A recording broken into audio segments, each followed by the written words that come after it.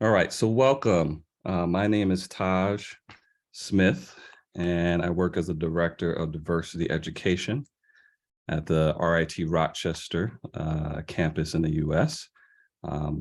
Thank you all for joining us today.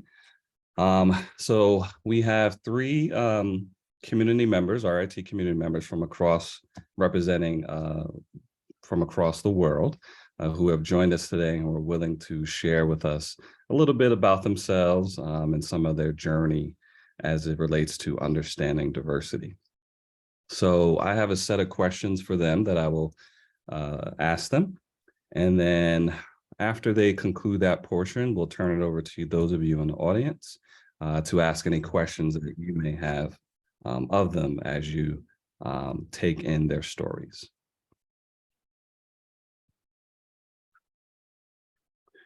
All right. So with that said, I'm going to ask each of our three guest storytellers just to briefly introduce themselves.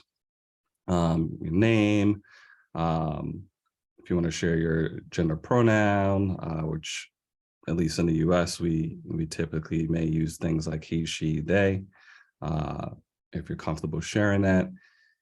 And then what campus you're a part of, and whether you're a student or a faculty or a staff member. All right, so anybody can start. I can go first. Okay, so hello everyone. I'm very happy to be here, very excited. My name is Francesca. I'm from Italy. I'm 26 years old, and now I'm a second year PhD student here at RIT campus. My major is in design. I studied fashion design, jewelry design, and that's not my first time here in US because I've been in Utah for my last year of high school.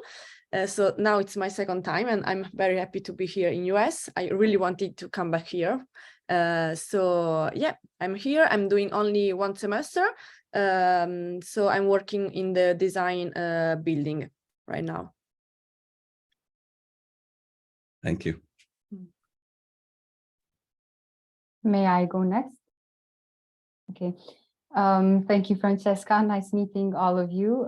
Thank you for taking your time to join today. So my name is Hana Kaya. I am a RIT student in Kosovo, Pristina, which is the capital city of Kosovo and also where I was born and raised. I am 19 years old and I will be turning 20 finally next month. Seems such a long time, honestly. And for the moment, I am studying public policy governance and peace and conflict studies. And let's just see where that gets me. Thank you.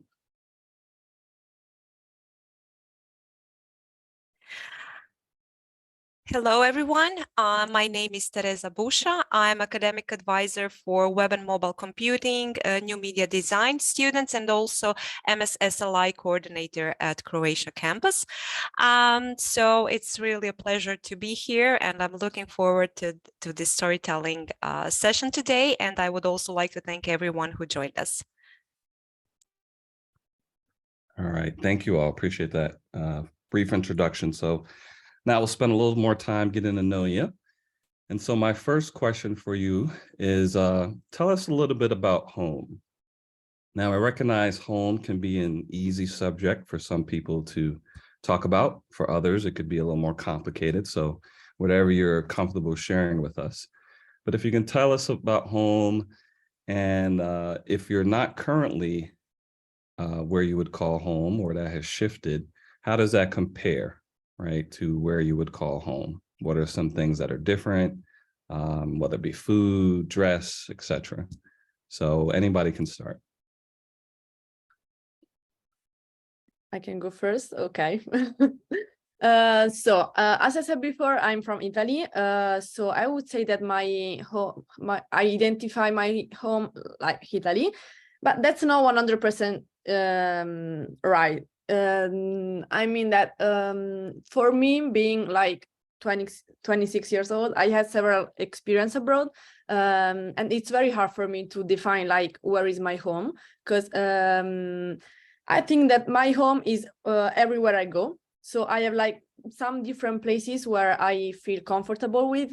Some of them are, of course, where I live for during my university years, where my family is. So I would say that my first home place is my home country, my hometown.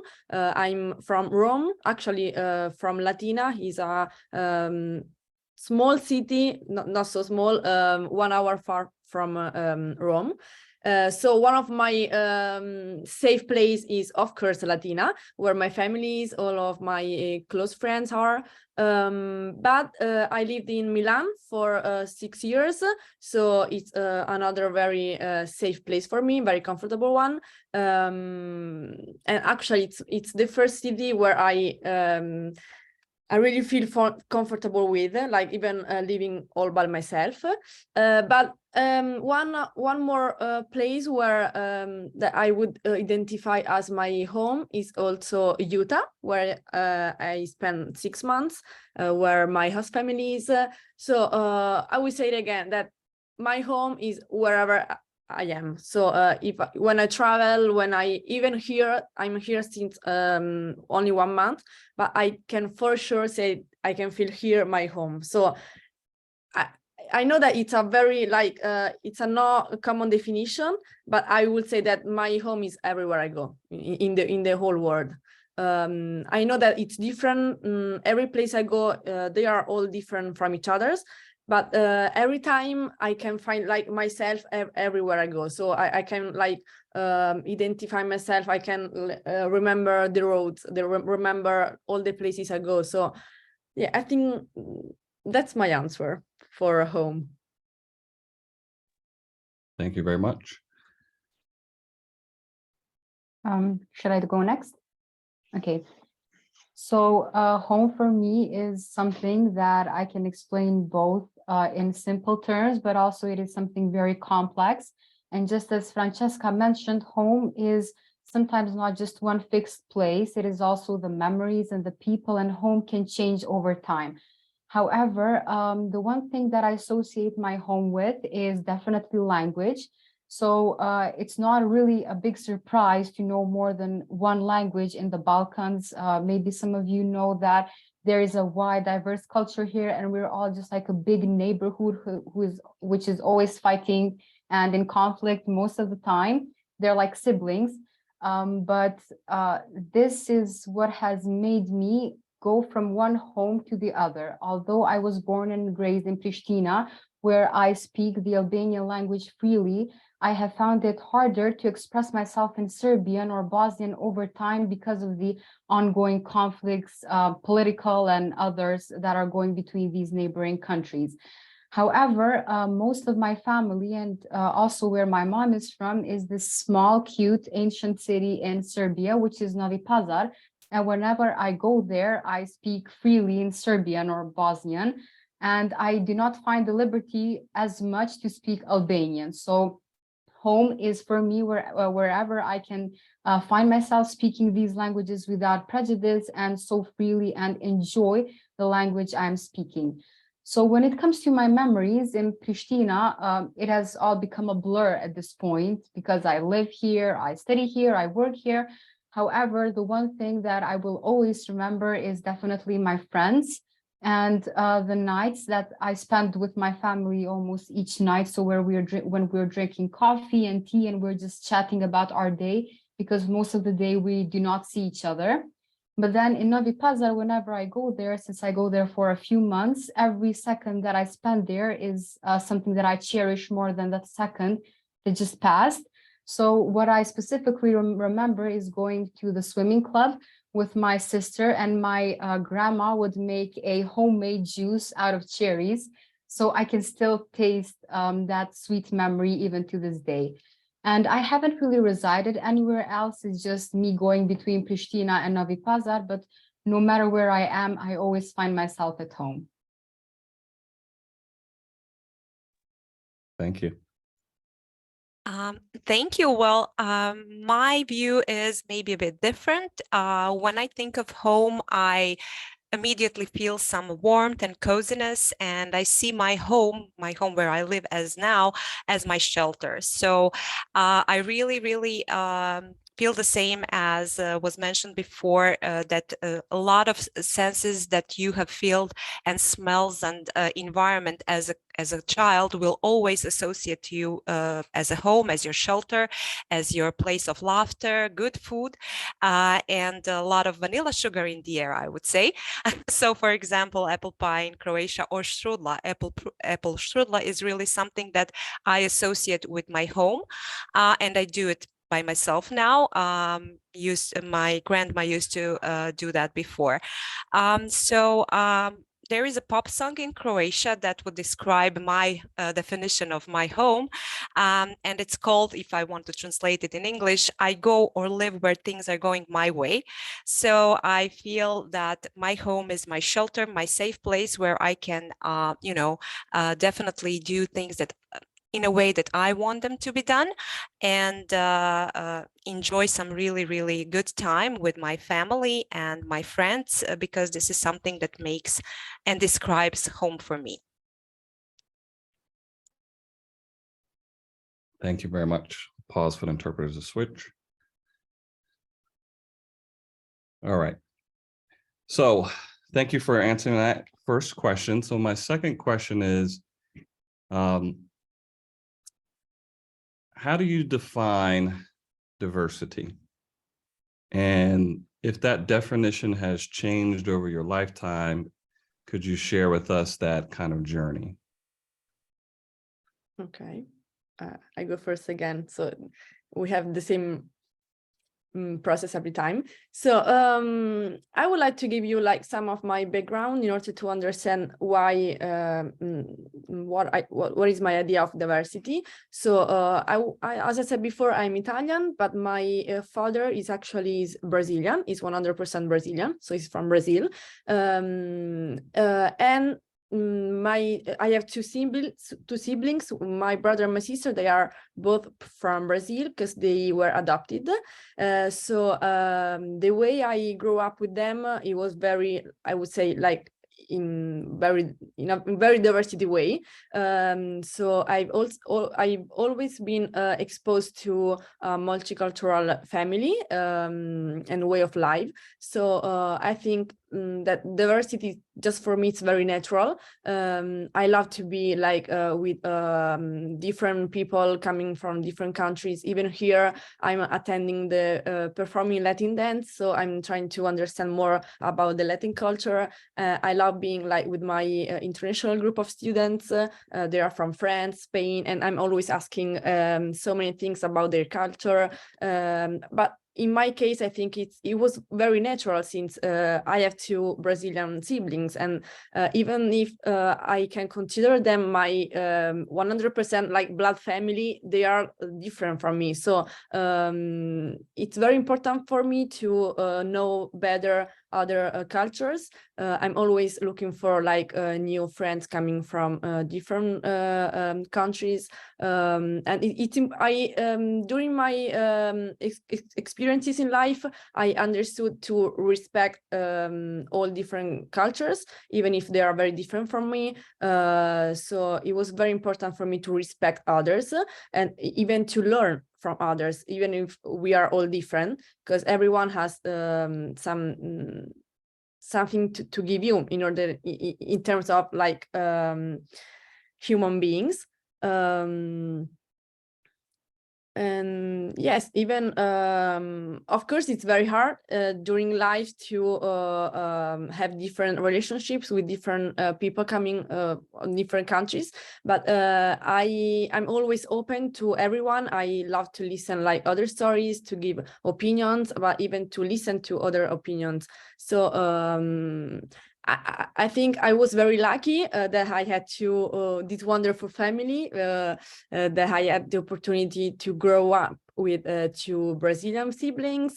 But I'm very grateful also for my American experience when I was only 17 years old, because I think that all these kind of experiences really opened my mind the way I am now. And I think it's very important to everyone. We should travel more, even during our young age, our teenager years. Yeah, I would suggest to everyone to travel more. Sure.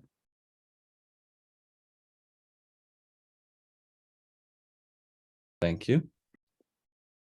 Okay, so I'll continue with the rotation.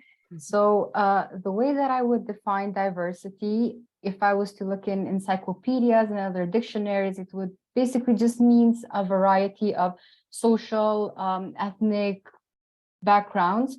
However, for me, diversity is not just being different, and in a philosophical way, it is also being different, which makes us the same.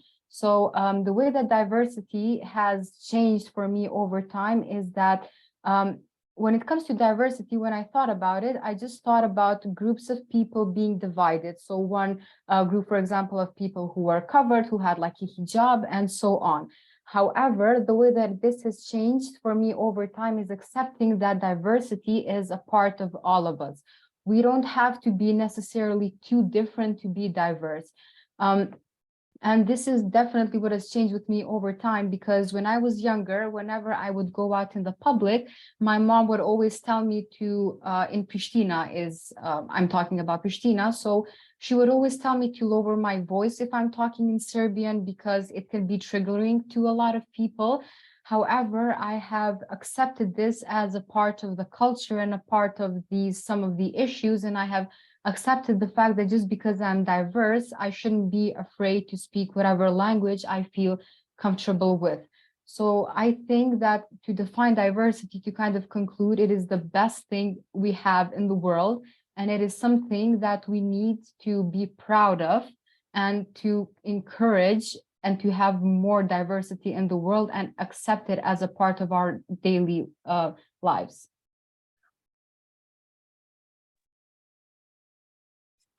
Well, thank you. I would say that diversity is actually a treasure, because more diversity brings more joy in your everyday life, and it enables you to grow in many ways. It learns you how to accept new cultures, learn more about other cultures and people, about different cuisine and way of life, I would say. The more knowledge you get through diversity, you will be a richer man, right? So if you know more, you will gain a knowledge which nobody can earn otherwise, except you are living diversity. So diversity always is opening some new paths in your life, and I really feel that we should all look into more travel, as Francesca mentioned. I completely agree with that, because I think that's the best way to learn something about new culture, or to see how other people are living their everyday lives. So this will definitely enable you to grow in many ways. Thank you all. All right, so my next question ties into what I just asked you, but if you can share a little bit more about how does diversity show up in your personal life? And we've had some examples of that from some folks, as well as how does it show up in your professional life, whether professional life as a student or jobs you may hold or a career you've been in. How has it been used in those settings? Okay, so talking more about like from a personal perspective, as I said before, growing up with so much diversity in my family, it was very helpful for me, because I grew up with a very open mind, as a very open mind person. So I just learned to respect others.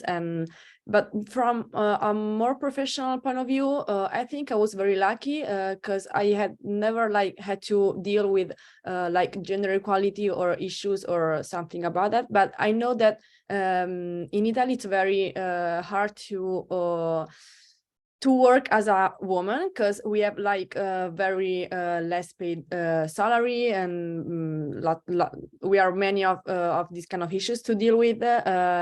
But I mean, I'm a very strong person, even as a woman. So I'm trying to not feel bad in some situations. And I think that's the best thing the best like attitude I can have So I'm very lucky because I have not bad like memories about gender equality or diversity, but I would encourage, like, even in education, to be more open. And I was very impressive that here in US, professors, but even like students are very they are very they are caring more about these kind of issues. They are always asking you, are you okay? There are any issues between like colleagues or classmates, and we usually do not that in Italy, and that's very interesting for me because I'm also a teacher and assistant professor in Italy, so I would definitely like add more of this kind of attitude when I will go back in Italy, because it's very impressive and it's very like helpful for students.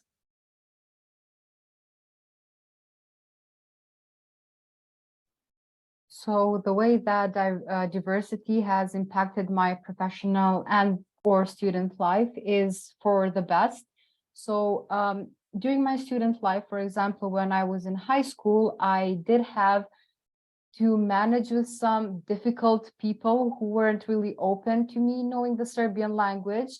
However, this has only encouraged me to embrace diversity, and going back to my prior definition of diversity, as something that is treasurable and something that is valuable. So it has just pushed me forward. And as for my professional life, there are many NGOs and different institutions, organizations that when they find out that somebody who's young, so about my generation, Gen Z, and they find out that we know how to speak the Serbian and the Albanian language fluently, they hit a jackpot.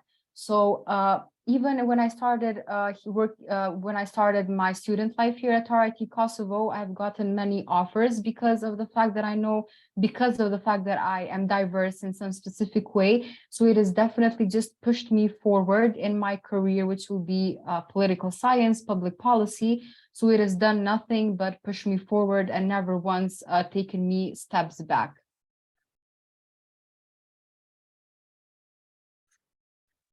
Well, when it comes to the question, how has diversity impacted my personal or professional life, I would like to share also that my family is a bit diverse. My brother-in-law is Irish, so this diversity in my family helped me, for example, to learn how similar in some aspects our cultures are and how different we are on the other part. For example, cuisine.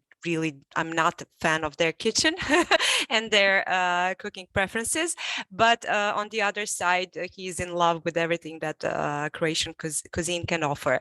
So in order to share any recommendation regarding how diversity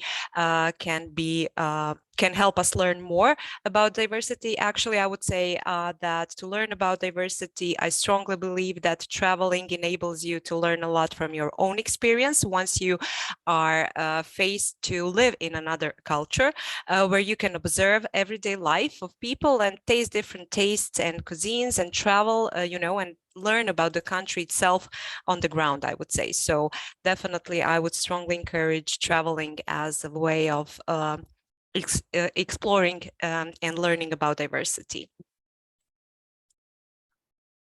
Great, thank you. I definitely had to laugh at the Irish cuisine piece, and my wife is Irish American. I'm sorry. No, I was honest. No, you were like, so she, realizing she, is Irish American, which is a little different than just being, from Ireland, but the recipes that she will, make from her ancestors. Yeah, I'm not too much of a fan of either. Okay, it makes the two of us. That's why I was laughing, and it's mostly just because I enjoy more seasoning, more spice in my food. Mm-hmm. So I can relate a little bit to that. All right. So my last question is, what are some additional resources you might recommend for us to continue our learning? So one of those themes have been traveling that you all have mentioned, but outside of traveling, what are some other things you might recommend to us to learn about diversity broadly or specific cultures that you are part of? So those could be books, podcasts, streaming, series or shows. cultural activities. So any recommendations you have for us?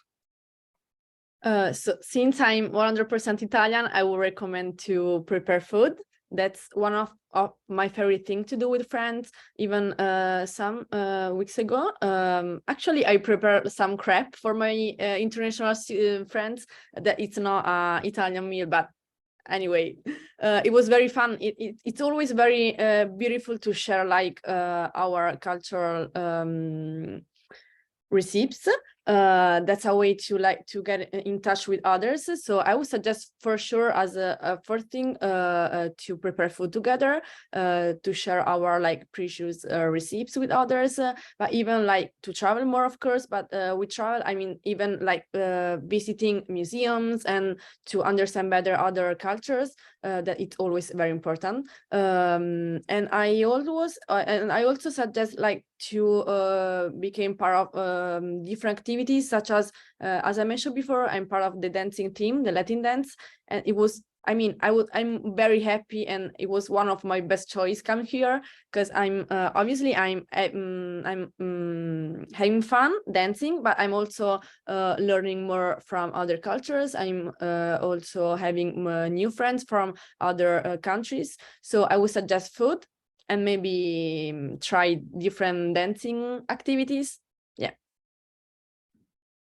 Just as a brief follow-up for you, Francesca, have you found an authentic Italian? No. I know your question, but the answer is no. And I miss my food so much. That's the only thing I miss. Right. I mean, I also miss my mom a little bit, but more food. Right. Yeah. I suspected that was going to be the answer. Yeah. But anyway, I knew that coming here in US, so Right. I was expecting this. Yeah. Fair enough.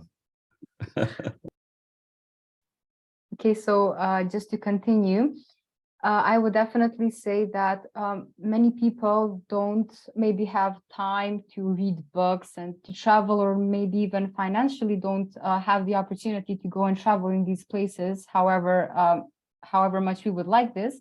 So for those people, I have two recommendations. The first one is to listen to our music, and after some time you will find that we have plagiarized from one another, and most of our music just sounds the same. So in the Balkans, so Bosnian songs, Kosovar, Albanian, Serbian, and so on. I would definitely suggest that you listen to music that is folk, traditional music, rather than modern music, because that does not portray our culture in the slightest bit. And the second recommendation that I would say to all of you is to attend as many workshops and projects and activities as you can. I understand that this isn't really as feasible sometimes, because here in Kosovo and Serbia, there are many projects and dialogues and many exchange programs. However, if you do come to an opportunity for you to go, I would recommend that you go, because that is also a way for you to travel and to most likely have most of your costs reimbursed or covered. So I would definitely say watch as many shows and maybe read books if you have in your free time. But if not, music and workshops are good enough. I would agree definitely with the piece with regarding to traveling and cooking. That is really a way that you can learn a lot about cultures and diversity. Also, when it comes to Croatia, if you haven't thus far, please see some parts and episodes of Game of Thrones. It took place in Dubrovnik, so you can see a lot of Dubrovnik in there. And also there is a good website Tourist Board of Croatia is having. So if you're interested, just have a peek there, and then you will be able to explore and see what Croatia can offer. Excellent. Thank you all. Those are some great recommendations. All right, so I have one question already sent to me, but just a signal to the audience, we are going to turn to you now. So if you have questions, you can type those in the chat and I can state those on your behalf, or you could unmute yourself and use your voice if you're able, or get the attention of our ASL interpreters so we can have your thoughts communicated. All right, so the first question is, when is the best time of year to visit your country or one of your home places that you call home? Okay, I think I can go. So I think that for Italy, talking about Italian places, the best time would be like during the spring or even during the summer, because we have so many beautiful beaches. So in order to go like and to the sea, it's better, I think, during the summer. Yeah, or even during the spring is fine. So depending where you want to visit, I would say for Pristina, either winter, where it's like really, really cold, you can go and visit the mountains. We have mountains all around Kosovo, bordering Kosovo, so it's awesome to see them. But also during spring or summer, I would recommend that you go because we have some really nice tourist spots where you can go, and also pools and some natural resources, and also waterfalls. So definitely, but I would not recommend you come during autumn because it's rainy and it's kind of gets dirty. So spring, summer, winter. When it comes to Croatia, I would recommend also spring and summer period. During the springtime, it's really, really nice because then it's not too hot. There is still not that crowded. In summer period, you should know, if you're thinking of traveling, that a lot of tourists are coming to Croatia, especially in the last few years. So if you want to avoid some crowds, then spring would be a better option. Weather is really nice during this period. It's not too hot, and then you can easily visit each part that you would like to see in Croatia. Just to clarify, just because we're in different geographic locations, when is spring and summer for you all? Like what months? Well, spring is right now, actually, right? End of February till May. Okay. Yeah, the same in Italy. Yeah. Yeah, same here. But then summer tends to be prolonged, so it's May to September, maybe late September, and then winter is just December, January, if you're lucky enough to catch 2 months. Okay, so for the most part, similar to what those of us in the U.S. are used to in terms of, well, depending what part of the U.S. you're in. Rochester, it's pretty close. All right, any other questions that anyone else has?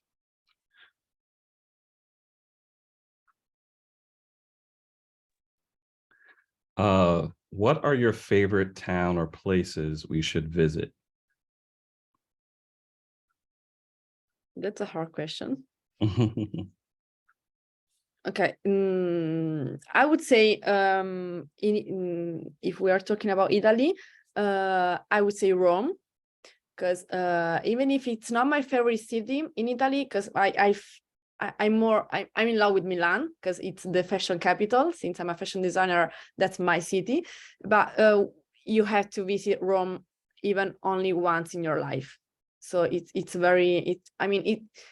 there are not many words to describe the city, but it's so historical, and you can like just walk around and you can feel like all the passion and all the beautiful feeling that the city can give to you. Yeah, you should go to Rome maybe once in your life. I don't know if you. I don't know Sorry. if you. No, it's okay. Let just jump in for a minute. Francesca, have you seen or heard about the White Lotus show? I know in the US it's very popular. And so this White Lotus show is on HBO Max. It's the last season. It focused on, I think it was, I forget the place, but I think it was in southern Italy, if I'm not mistaken. And so I feel like some Americans are gonna be like, that's where I want to go, right? Because this TV show was shot there. What's the name of the TV show? White Lotus. And Okay, it's no, I didn't. HBO Okay. Max. What? Okay, I will check it later. Yeah, Now yeah, I'm very curious. I'm Let's sure it has. see. I'm sure it has lots of stereotypes in it. Yeah, but yeah, maybe, but that's fine. I mean, there are always like stereotypes of every country, so it's fine. Right. All right, go ahead, Hannah. So as for Kosovo, I would definitely say I'm kind of betraying my capital city, Pristina, but definitely the first city that you should visit is Prizren. So it gets very hot during the summer, Can you but spell there is that for this me?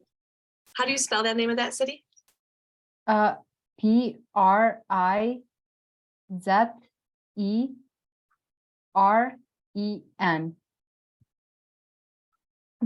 You're welcome. So it gets really hot during the summer, and there is this lake that flows, and it is very pretty. And we also have kebabs, which is a type of meat, and we have burek, which is a type of pie with meat. And there is also this fortress that you can visit. It is literally right next to the city square. And when it comes to Serbia, definitely Novi Pazar is not really a very big tourist attraction because it is small. However, there are many museums and historical places that I would suggest you go to. And another place that I would suggest for Serbia is Kopaonik, which is a mountain, and it is very pretty. And also Novi Sad, which is a very historical, beautiful city. When it comes to Croatia, I would recommend you to visit Zagreb. It's a capital city where you can explore really vast number of museums, I would say, that are located here and learn about our culture a lot. Then I would recommend Dubrovnik. As previously mentioned, there is a lot of history there available to explore and see and learn. Also, the next city that I would recommend is Split. A lot of history is really on your plate in Split, and it's really a nice city that can make it possible for you to visit numerous islands near the Split coast. So that would be really, I would say, enjoyable trip.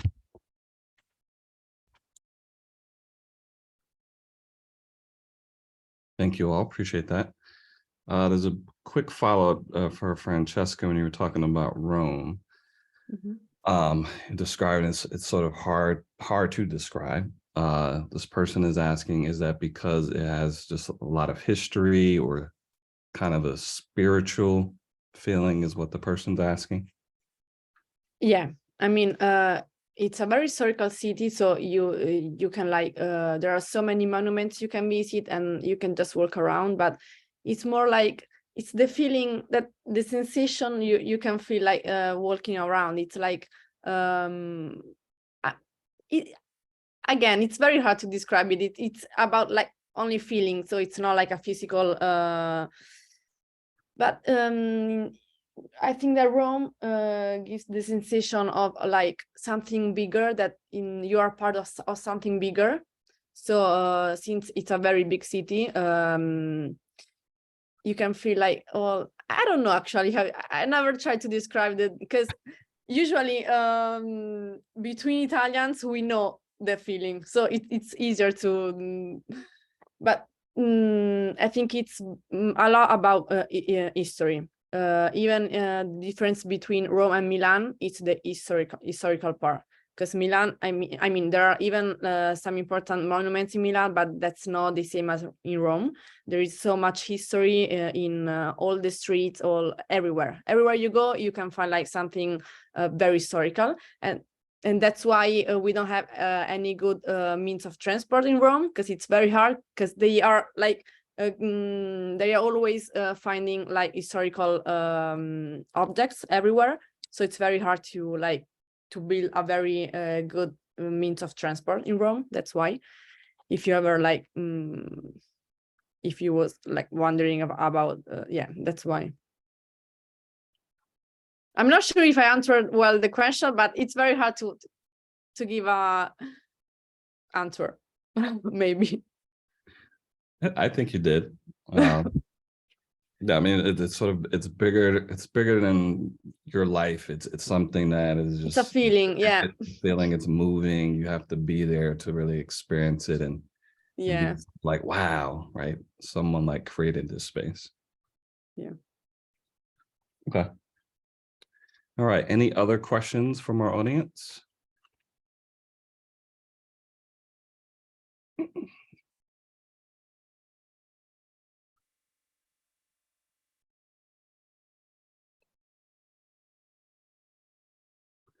I have one. You all have mentioned traveling as is important, and some of you have done various kinds of traveling. Is there a place in the world that you would like to travel to that you have not been to yet?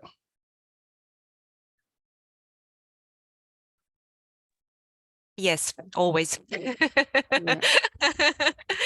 I would like to travel to Maldives one day. Yeah, that's my weak point. I wanted always to visit the US, but I am coming as a global scholar next year, next semester. So that's already one of my dreams come true. But I always wanted to visit Switzerland. It seems like a very nice, compact place, and as well as Bora Bora. It seems just like out of a fairy tale. So definitely those three places. So I travel a lot in Europe. So I've been all around Europe and even like no, actually only twice in US. But I always been in I've been several times even in Brazil.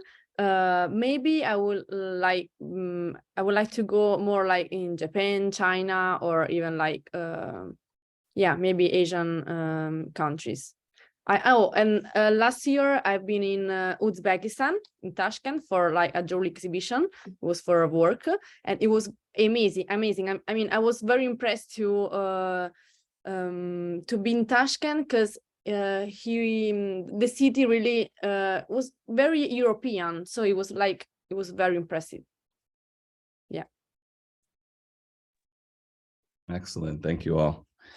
I am hoping to travel more, but I don't like flying, so that's a big barrier. No. It's a big barrier for me, but I do have I told my wife is adamant about going to different parts of Europe, and I said, all right, give me a few more years. I got to work up my nerve. Yeah. Well, that's a long journey. It is. I've only been out of the US once, and I went to London many years ago. Oh, nice. When I was a teenager. So then I had less concerns or fear because I was just young. Now I'm older, so, and it's not fear of other cultures, it's fear of flying. Actually, the airplane is one of the most safe means of transport. So just saying. That's what people tell me. That's even safer than the car. Yeah. That's what they tell me, but I guess I like a little more control, so I'd rather take the car. But I see. I got to make it happen though. No, yeah. All right. I don't see any other questions in the chat. So if there are no other questions from the audience, I will thank you all for attending today. Special thanks to our three storytellers who shared a little bit about who they are and their life experience. And so we thank them for being willing to do that. So with that said, I thank you all for attending. Enjoy the rest of your morning, your afternoon, or your evening, depending where you are in the world. All right. Thank you. Thank you very so much much, to everyone. Have a nice Thank day. you, everyone. Bye. Thanks. Bye. Bye.